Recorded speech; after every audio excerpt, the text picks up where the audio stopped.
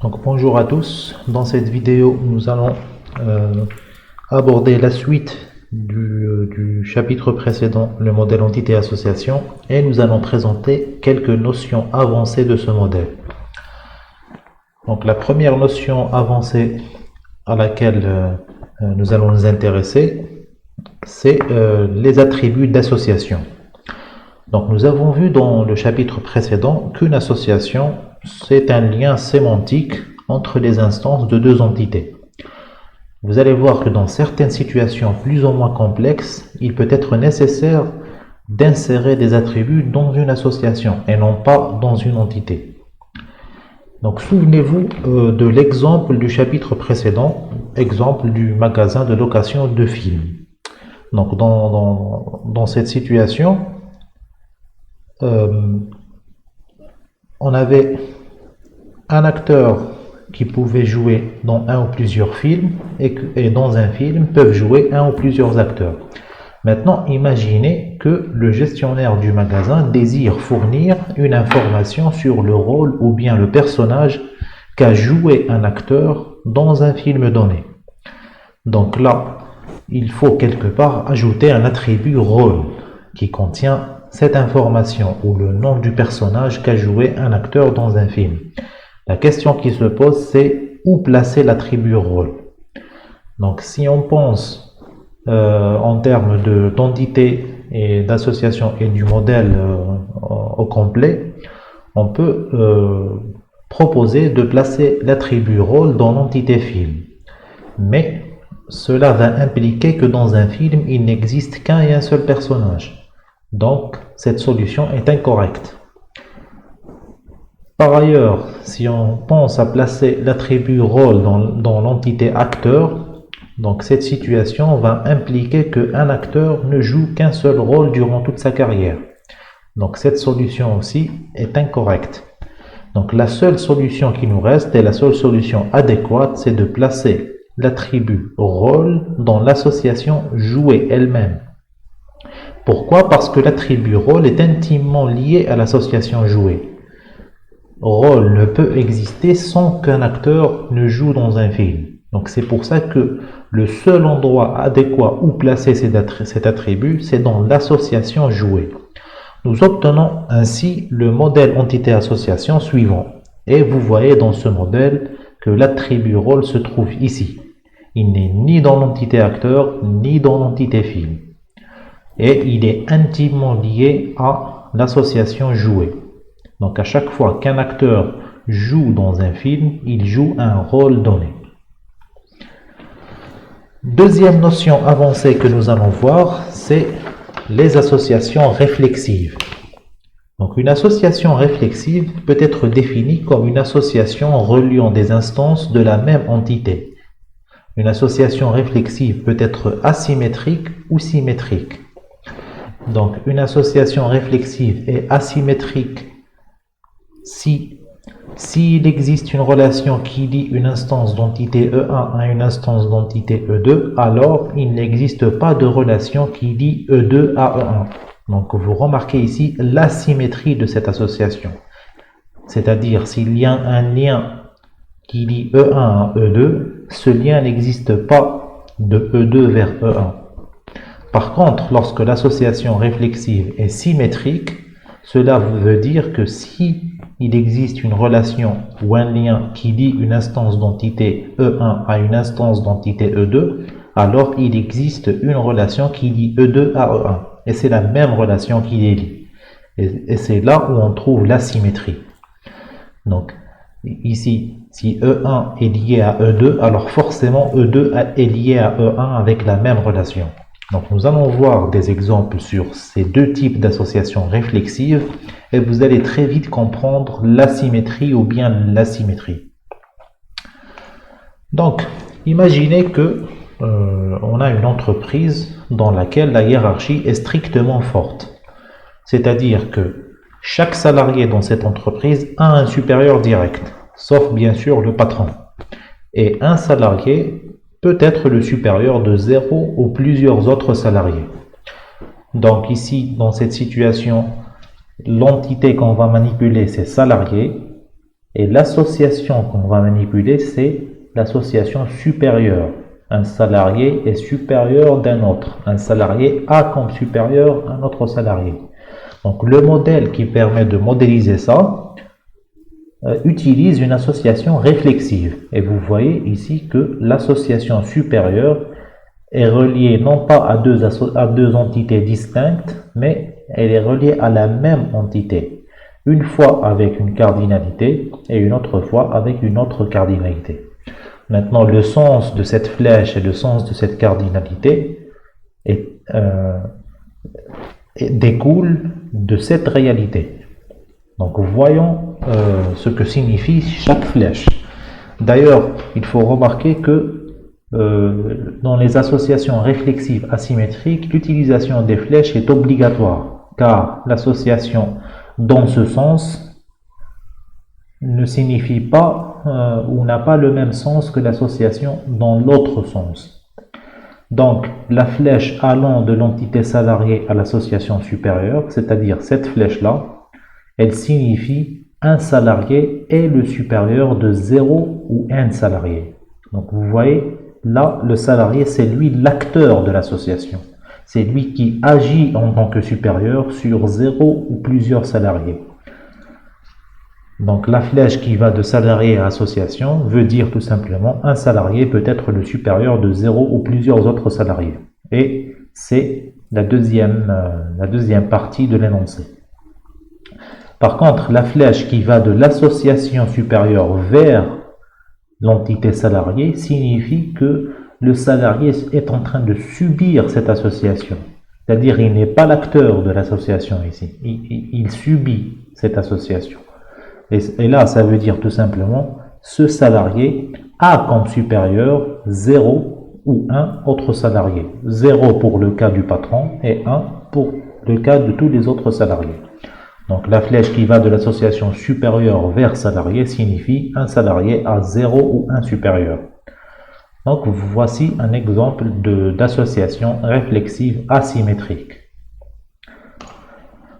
Maintenant, prenons un exemple d'association réflexive symétrique. Donc, imaginez le registre de l'état civil. Donc, dans ce registre, si une personne est mariée, si une personne P1 est mariée à une personne P2, alors la personne P2 est forcément mariée à la personne P1. Et bien sûr, une personne peut être mariée à une autre personne et peut ne pas l'être. Donc ici, si on veut extraire les entités et les associations à partir de cette réalité, on a affaire à l'entité personne et on a affaire à l'association mariée. Donc on obtient ce modèle entité-association dans lequel dans lequel l'entité personne est reliée à elle-même avec l'association est mariée à. Et vous remarquez dans ce cas-là que lorsque l'association réflexive est symétrique, on n'utilise pas les flèches. Pourquoi? Parce que le sens de l'association d'un côté est le même que de l'autre. Une personne est mariée à une autre personne ou bien une personne a comme mari une autre personne, c'est exactement la même chose. Bien sûr, la cardinalité ici, elle est de 0,1. Pourquoi? Parce qu'une personne, soit elle est mariée avec 0 personne ou bien une autre personne. Ce qu'on doit observer aussi, c'est que dans les associations réflexives symétriques, les cardinalités doivent être les mêmes. C'est-à-dire ces cardinalités-là, 0,1 et 0,1. Il faut que ces cardinalités soient les mêmes. Pourquoi? Parce que ça découle de la symétrie. Dans un sens, ça signifie quelque chose et dans l'autre sens, c'est la même signification. Donc, si vous voulez, pour les associations asymétriques, souvenez-vous, il faut utiliser les flèches et les cardinalités ne sont pas forcément les mêmes.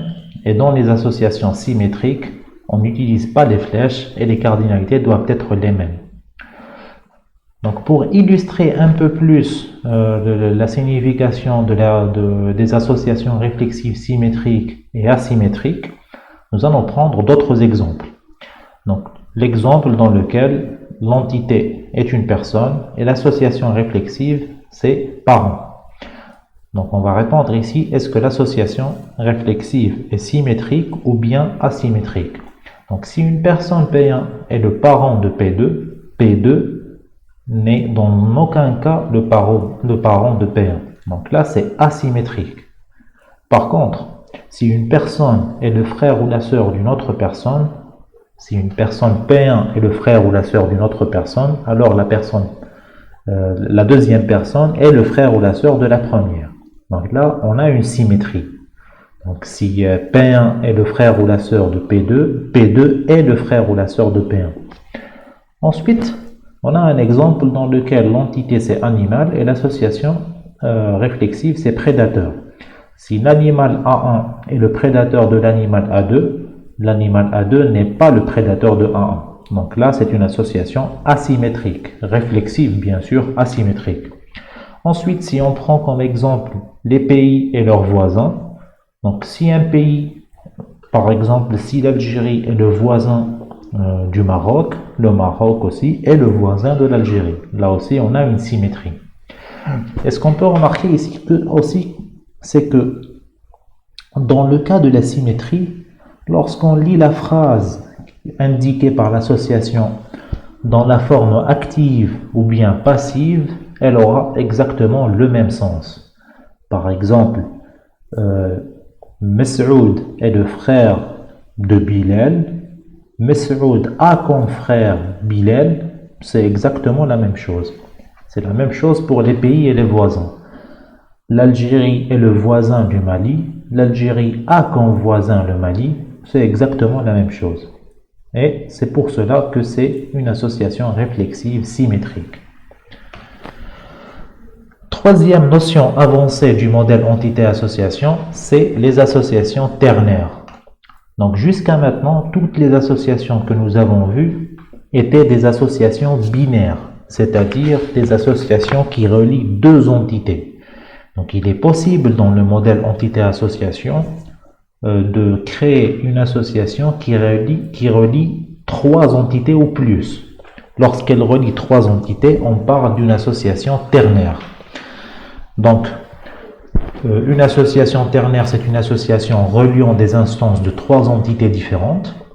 Par exemple, un ou plusieurs produits sont livrés par un ou plusieurs fournisseurs à un ou plusieurs clients. Donc, on peut représenter cette réalité avec trois entités, clients, produits et fournisseurs, et une association qui s'appelle livret, qui est une association ternaire, c'est-à-dire qui relie les trois entités ensemble. Et on peut dire ici que un ou plusieurs produits sont livrés par un ou plusieurs fournisseurs à un ou plusieurs clients. Mais ce qu'il faut savoir, c'est que les associations ternaires sont difficilement interprétables par l'humain et peuvent dans certains cas introduire de l'ambiguïté. Donc c'est pour cela que l'un des auteurs de référence dans la modélisation conceptuelle de données recommande d'éviter dans la mesure du possible l'utilisation de ce type d'association. Donc, et il propose en remplacement aux associations ternaires une solution qui consiste à enlever l'association ternaire et à la remplacer par une entité et trois associations simples, c'est-à-dire binaires. Donc voyons un exemple d'une association ternaire ambiguë. Donc, dans cet exemple, il nous est demandé de modéliser à l'aide d'une association ternaire la réalité suivante. Donc, dans cette réalité, on a le propriétaire d'un atelier de réparation automobile souhaite connaître l'historique des réparations effectuées par ses mécaniciens, sachant que lorsqu'un véhicule entre à l'atelier, il est réparé par un et un seul mécanicien, qui peut éventuellement changer quelques pièces. Un mécanicien possède un matricule unique et un nom. Un véhicule possède un numéro de châssis unique, une marque, un modèle et une année de mise en circulation. Et enfin, une pièce détachée possède un code et une désignation. Donc il est clair qu'à partir de cette réalité, on a trois entités. La pièce détachée, le véhicule et le mécanicien. Et on a une association qui relie ces trois entités, c'est l'association intervenir. Donc on aboutit à ce modèle entité-association. Donc avec l'entité mécanicien, l'entité pièce et l'entité véhicule.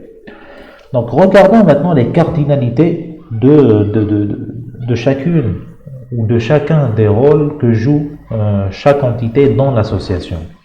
Donc pour la cardinalité du mécanicien, donc, elle est de 1n. Pourquoi? Parce que durant sa carrière, un mécanicien peut réparer une ou plusieurs voitures.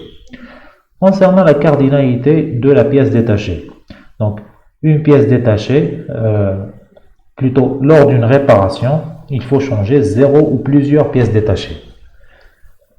Par contre, pour la cardinalité du rôle que joue véhicule dans l'association réparée, il y a une ambiguïté.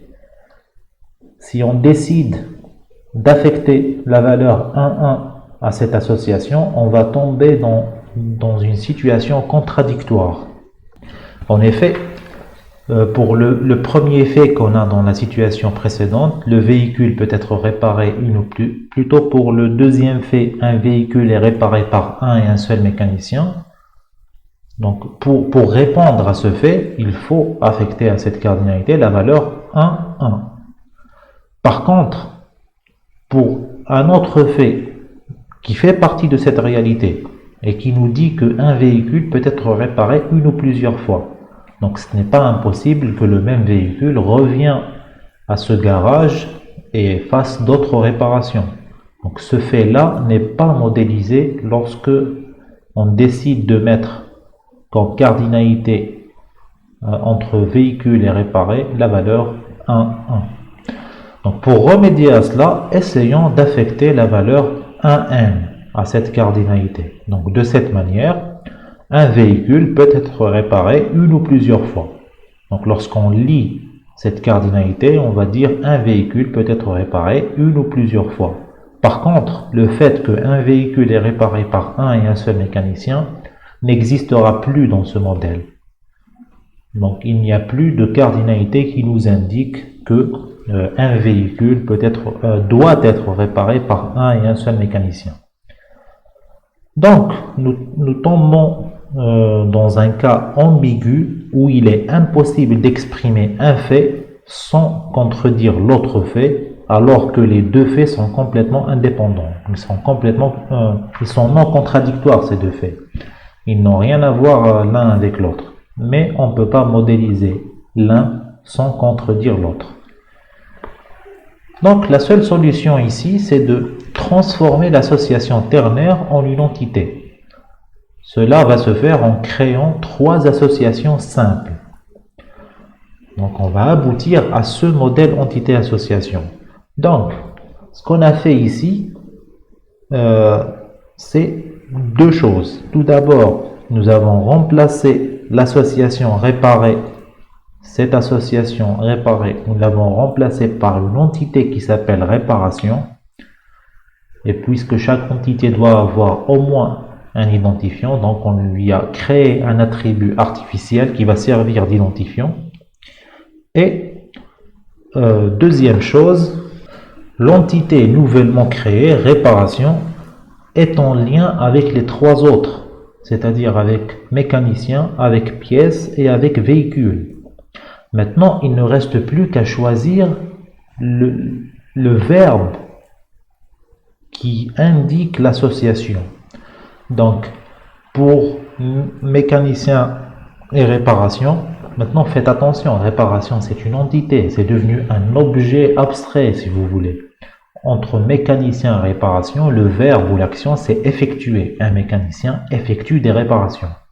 Maintenant, durant sa carrière, un mécanicien peut effectuer une ou plusieurs réparations.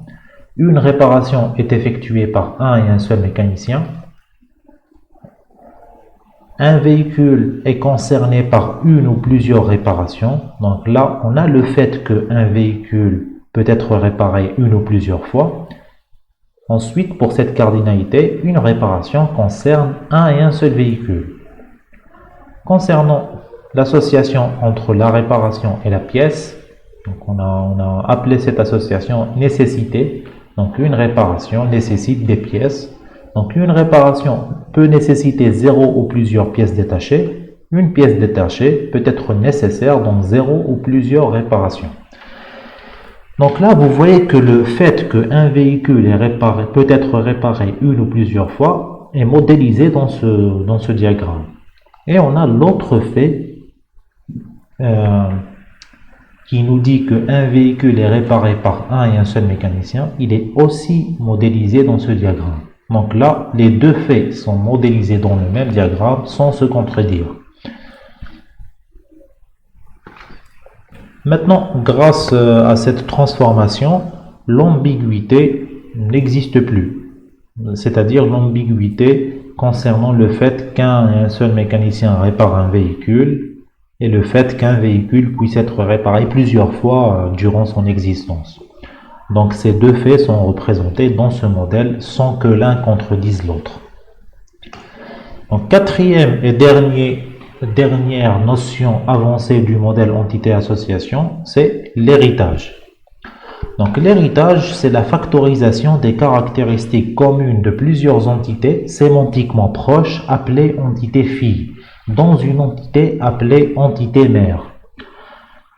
Donc, on a affaire à l'héritage lorsque un ensemble d'instances d'entités est perçu d'un point de vue comme une seule entité et d'un autre point de vue comme plusieurs entités différentes. On a déjà parlé des multiples points de vue qu'on peut avoir de la réalité. Deux personnes peuvent percevoir la réalité différemment, chacun son point de vue.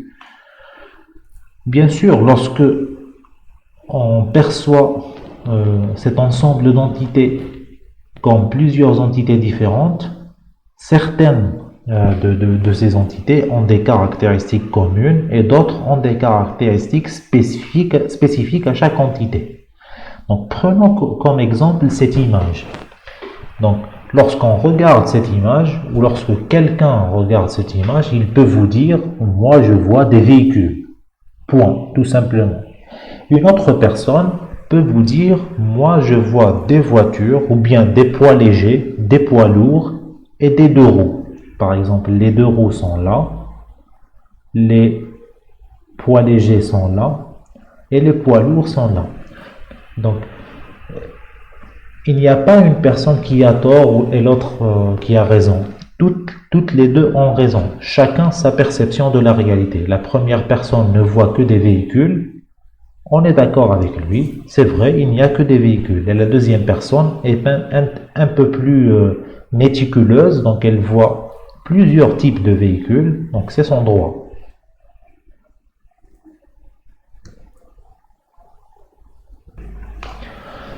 Donc, si on veut voir la réalité précédente comme étant un ensemble de trois entités, véhicules légers, véhicules lourds et deux roues, donc il y a des attributs communs à ces trois entités, par exemple le numéro de châssis, la marque, le modèle, l'énergie et la puissance. Que ce soit un véhicule léger, un véhicule lourd ou bien deux roues, ces trois entités ont toutes ces attributs. Donc on peut les voir ici. Par contre, certaines entités ont des attributs spécifiques à elles. Par exemple, pour les véhicules légers, on a un attribut toit ouvrant et capacité coffre. Et pour l'entité véhicule lourd, on a un attribut avec remorque ou bien sans remorque. Donc vous voyez, on a trois entités qui se ressemblent et certaines ont des attributs plus spécifiques et spécifiques à elles. Donc, c'est là où on introduit la notion d'héritage, afin d'éviter toute cette répétition d'attributs. Donc, lorsqu'on utilise un héritage dans cette situation, on va en quelque sorte faire le consensus entre les deux perceptions. Pour la personne qui voit que des véhicules, on a l'entité véhicule qui est assez générique et qui contient tous les attributs en commun. Et on a trois associations plus spécifiques, véhicule léger, véhicule lourd et deux roues. Et là, ça répond à la perception de la deuxième personne. Et on appelle ça une entité mère. Et les trois autres entités, on les appelle des entités filles. Et là, on indique que c'est un héritage en reliant ces trois entités à l'entité mère avec une flèche qui contient au milieu le type de l'héritage que l'on va voir tout à l'heure. Donc graphiquement, l'héritage est représenté par un cercle qui contient deux lettres qui signifient ou qui indiquent le type de l'héritage. Cercle qui est relié aux entités phi avec un trait et qui est relié à l'entité mère avec une flèche. Donc regardons maintenant quels sont les types d'héritage possibles. Donc il existe quatre types d'héritage. Selon qu'on regarde l'héritage du point de vue de la distribution horizontale des instances d'entités ou bien lorsqu'on regarde la distribution verticale des instances d'entités. Donc lorsqu'on regarde la distribution horizontale des instances d'entités, l'héritage peut être disjoint si une instance d'entité appartient exclusivement à une et une seule entité phi, et il est chevauchant si une instance d'entité peut appartenir à plusieurs entités phi en même temps. Donc vous allez comprendre très vite avec des exemples le sens de ces deux types d'héritage. Maintenant, d'un point de vue vertical, donc si on regarde notre modèle verticalement, l'héritage peut être total si les instances d'entités appartiennent exclusivement aux entités phi, c'est-à-dire qu'il n'existe aucune instance d'entité appartenant à l'entité mère, et il peut être partiel lorsqu'on a des instances d'entités qui appartiennent aux entités phi et d'autres qui appartiennent à l'entité mère. Donc l'héritage de tout à l'heure était disjoint total. Disjoint pourquoi? Parce que si on regarde la distribution horizontale des instances d'entités sur les entités phi. Donc imaginez, est-ce qu'on peut avoir un véhicule qui est à la fois véhicule lourd et deux roues? C'est impossible. Est-ce qu'on peut avoir un véhicule qui est à la fois véhicule lourd et véhicule léger? C'est impossible aussi. Donc une instance d'entité appartient exclusivement à une entité phi. Elle ne peut pas appartenir à deux entités phi en même temps. On va voir que dans d'autres exemples, c'est possible. Maintenant, pourquoi cet héritage? Cet héritage est total. Donc là, il faut regarder verticalement notre modèle et se poser la question, est-ce qu'il y a des instances d'entité ici? S'il y en a, c'est un héritage partiel. S'il n'y en a pas, c'est un héritage total. Et dans cet exemple, il n'y en a pas, donc c'est un héritage total. Donc je veux dire par, il n'y a pas d'instance d'entité dans cette entité, car cette entité est très abstraite. On ne peut pas avoir un véhicule.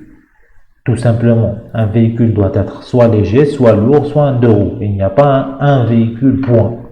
Donc ici, l'héritage est total, c'est-à-dire toutes les instances d'entité sont distribuées ici. Et elles sont distribuées de manière exclusive, donc il est disjoint.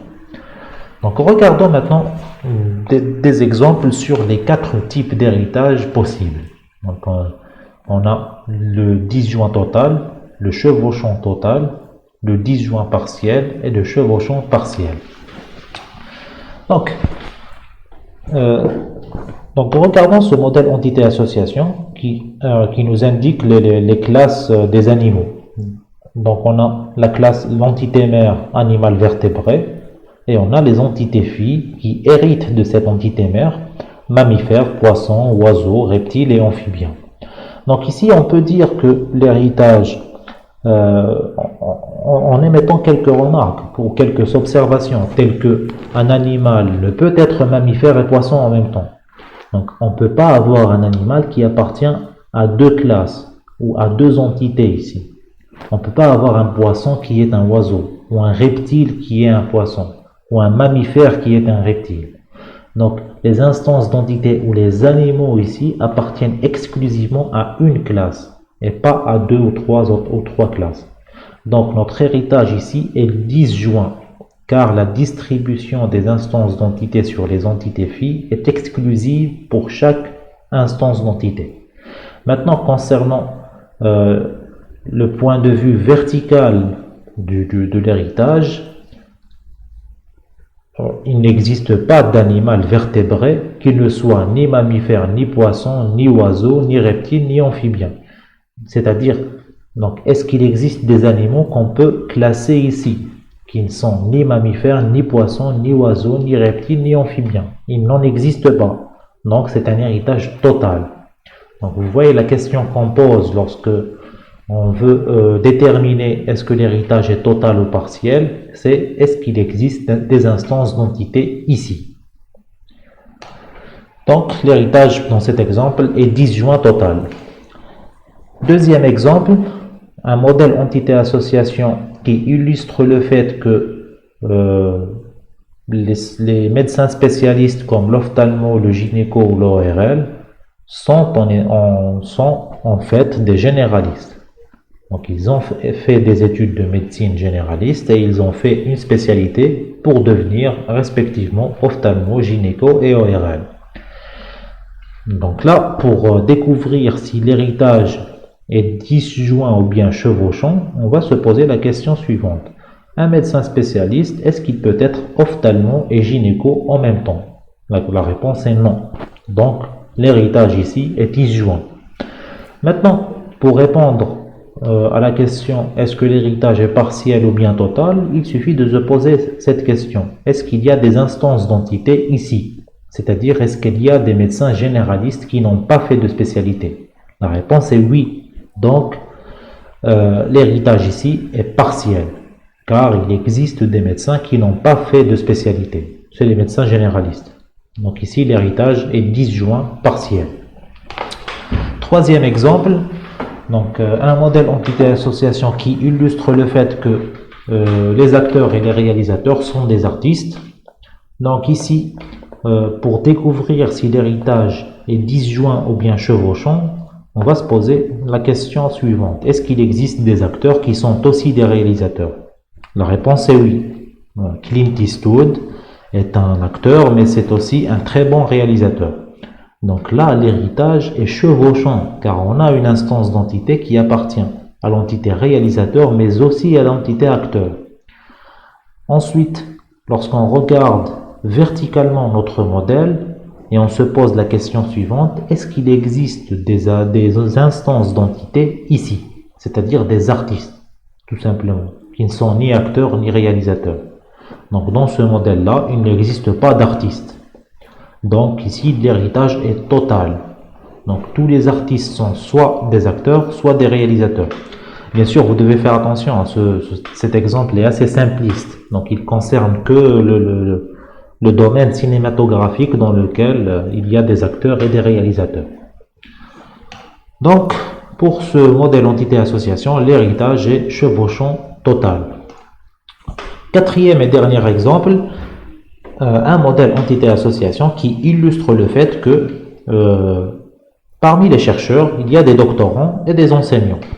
Maintenant, la question qui se pose horizontalement, est-ce qu'il peut y avoir des enseignants qui sont aussi des doctorants? La réponse est oui. Donc, l'héritage ici est chevauchant, car un enseignant peut être doctorant s'il n'a pas encore soutenu sa thèse de doctorat.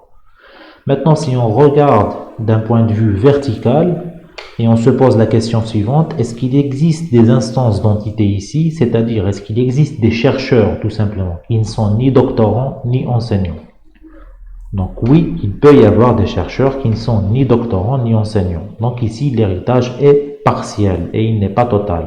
Donc on a des instances d'entité ici, des instances d'entité ici et des instances d'entité ici. Donc verticalement, l'héritage est partiel. Donc, on arrive à la fin de cette vidéo. Je vous dis au revoir et à la prochaine vidéo.